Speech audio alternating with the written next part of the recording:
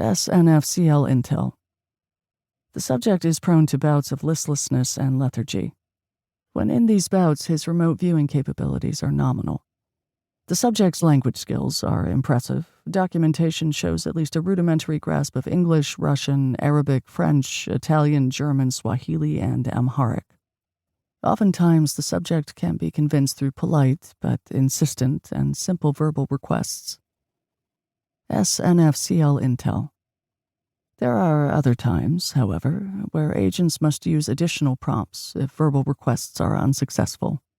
The subject's physiognomy is unusual. See additional enclosures, as well as the 2019 co-sponsored U.S. Army Intelligence HCOM report, Medical Anomalies and Non-Terrestrial Physicalities of Subject EXT-NH014. But he is not impervious to harm, despite early initial intelligence reports. See following statements. The subject is particularly susceptible to edged weaponry used against the sprouted tensile cartilage that grows from each shoulder blade. The subject was allowed to grow his wings during his initial detainment with U.S. Army Intelligence, see Enclosure 1, which resulted in a significant loss of life and damage to a containment center, see Enclosure 2.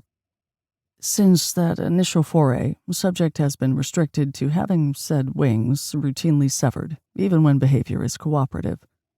Said severing is the most effective prompt, as subject finds the cutting of the prehensile cartilage tremendously painful. The subject must be physically restrained during the event, and has begged staff not to do it at various points during his containment. SNFCL Intel. The subject often speaks in oblique terms.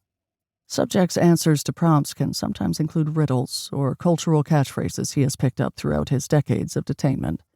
His fluency of languages, as stated earlier, is significant, and his reading comprehension is at a young adult level in all noted languages. He is aware of spatial relations and often recalls geographical landmarks when remote viewing for a particular object or location. He is unable or unwilling to understand time and cannot read a clock. SNFCL Intel. U.S. Army Intelligence and HCOM personnel have long recognized the subject's mortality, i.e. the entropy the subject seems to be experiencing while in containment.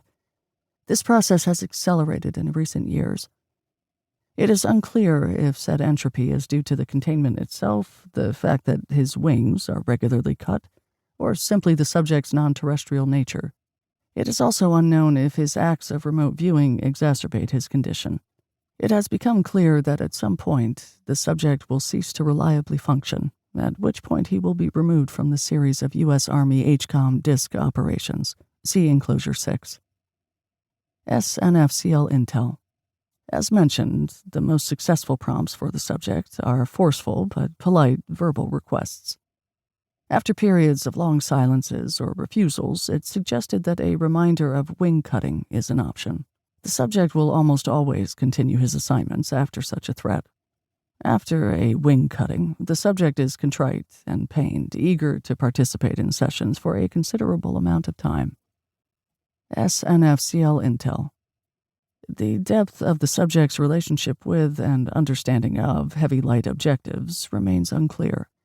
The objectives also appear to be non-terrestrial in nature, though it is unclear if they are of the same non-terrestrial form as the subject. Subject has consistently denied this. SNFCL Intel. U.S. Army Intelligence HCOM DISC agents are well aware of the DoD's overarching desire to investigate the physiognomic nature of the subject. There is a tacit understanding that subject EXT-NH014 is profoundly unique.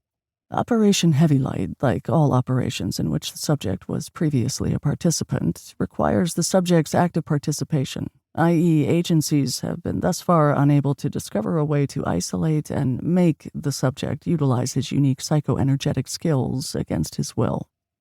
Attempts at isolating his abilities independent of the subject have been unsuccessful. The subject must be motivated to participate. It is also understood that other agencies within the Department of Defense are eager to explore the subject's non-terrestrial physiology and psychoenergetic capabilities, and that such an investigation will take place after the subject is deemed no longer capable of producing reliable intelligence by the department's stated guidelines and an autopsy is performed.